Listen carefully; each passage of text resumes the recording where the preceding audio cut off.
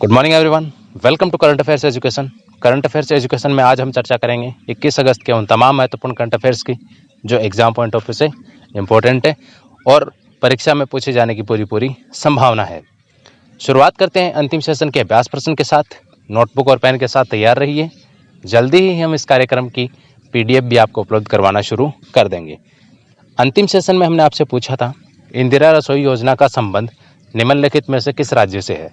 तो इसका सही उत्तर है राजस्थान।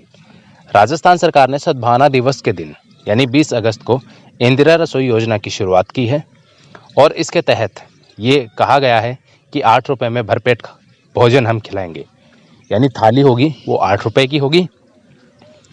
और इस योजना की जो टैगलाइन है वो है कोई भी भूखा न सोए, कोई भी भूखा न सोए। ये आपको याद रखना है।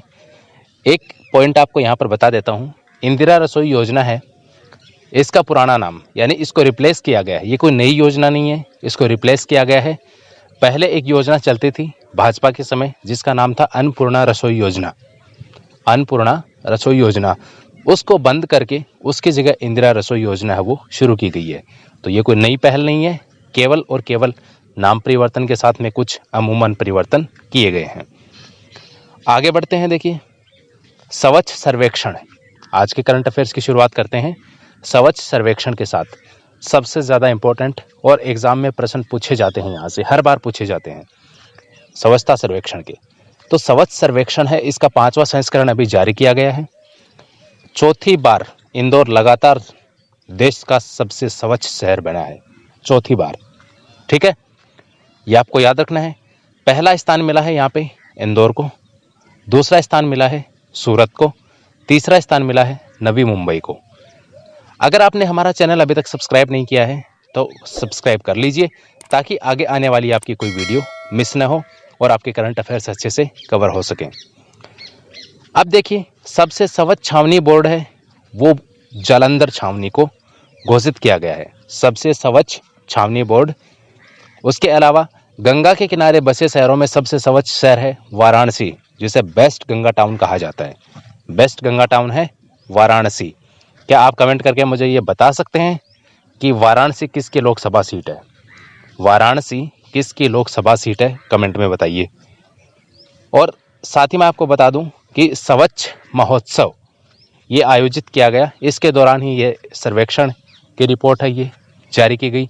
साथ ही यहाँ पर कुल 129 पुरस्कार हैं वो दिए गए हैं।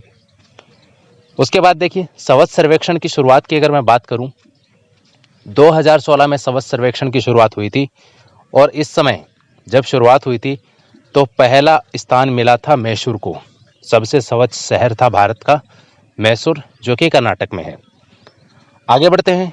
अक्षय ऊर्जा दिवस और सद्भावना दिवस, ये दोनों ही दिवस 20 अगस्त को मनाए जाते हैं। इसके अलावा एक और महत्वपूर्ण दिवस है जिसकी हम आगे चर्चा करेंगे। वीडियो के साथ बने रहिए, बिना स्किप किए पूरा देखिए ताकि करंट अफेयर्स अच्छे से कवर हों।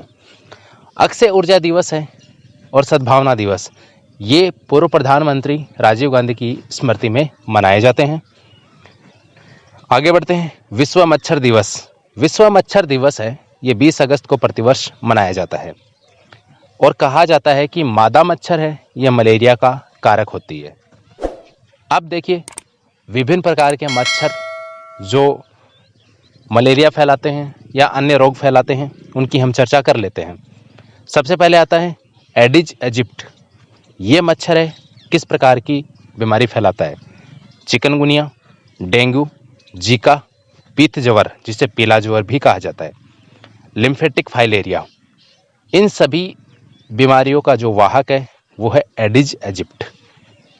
ये मच्छर है, ये सुबह और शाम के समय ज़्यादा काटता है, ये आपको याद रखना है।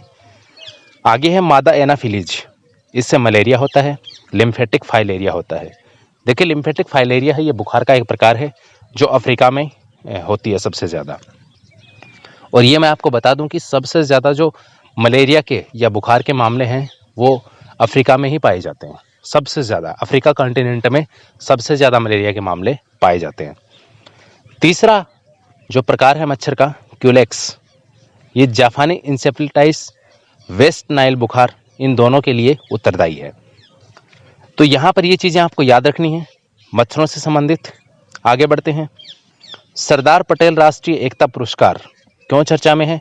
देखिए, अभी इनकी नामांकन की तिथि है वो आगे बढ़ा दी गई है, इस वजह से ये चर्चा में है। किस क्षेत्र में दिए जाते हैं आपको याद रखना है, एकता व अखंडता के क्षेत्र में ये पुरस्कार हैं ये दिए जाते हैं।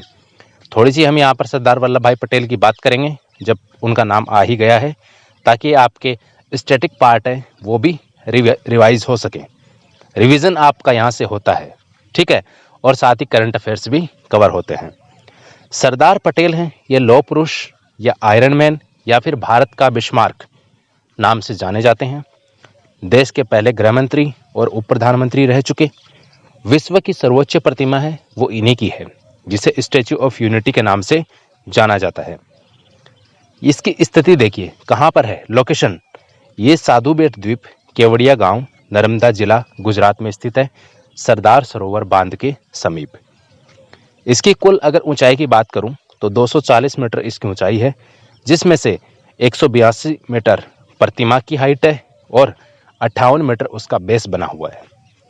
अगर उद्घाटन की बात करें तो 31 अक्टूबर को नरेंद्र मोदी ने 2018 में इसका उद्घाटन किया था। क्या आप मुझे कमेंट करके बता सकते हैं कि 31 अक्टूबर को कौन सा दिवस मनाया जाता है? ये मुझे आप कमेंट करके बताइए। आगे बात करते हैं। देखिए, चित्तरंजन राष्ट्रीय कैंसर संस्थान कोलकाता, ये क्यों चर्चा में है?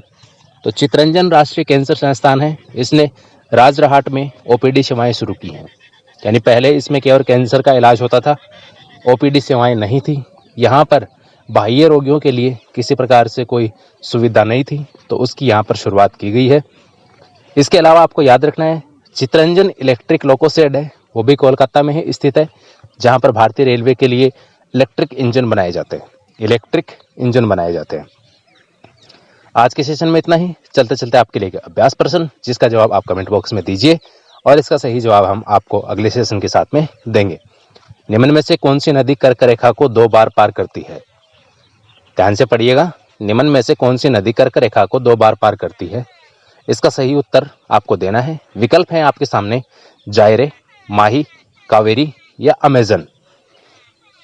मिलते हैं अगले एपिसोड में।